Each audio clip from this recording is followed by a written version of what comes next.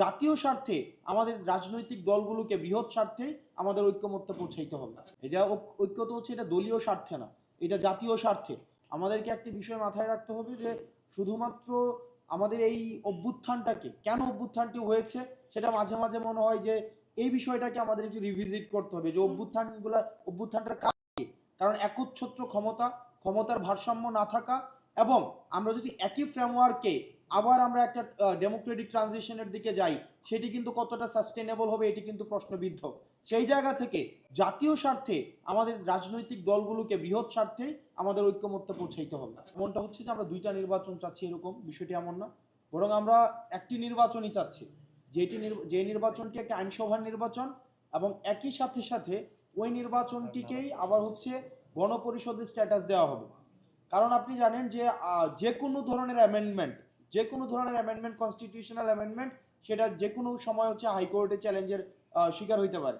যেমন আজকে আমরা দেখেছেন যে এখন যেই আমাদের হাইকোর্টে আওয়ামী লীগ সরকার যেই আমাদের হচ্ছে 15তম যেই সংশোধনীটা করেছে সেটা কিন্তু এখন চ্যালেঞ্জ হয়েছে।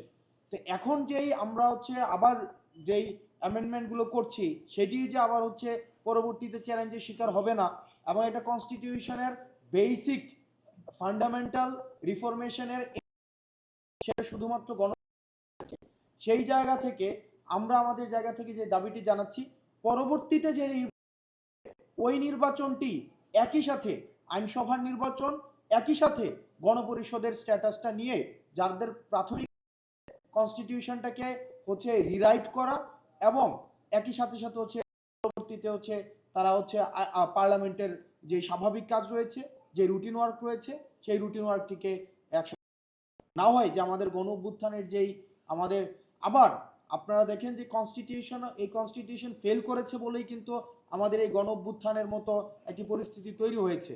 তো সুতরাং এটির জন্য আর পুনরাবৃত্তি না হয় সেটির জন্য হচ্ছে আমরা আমাদের জায়গায় বিষয়টি বারবার করে পুনরাবৃত্তি করছি।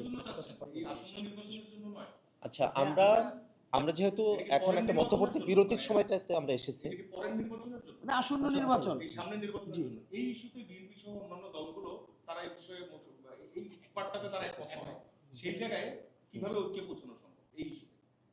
ঐক্য পৌঁছানো তো হচ্ছে যে আমাদের আলোচনার মধ্য দিয়ে ঐক্য পৌঁছাতে হবে।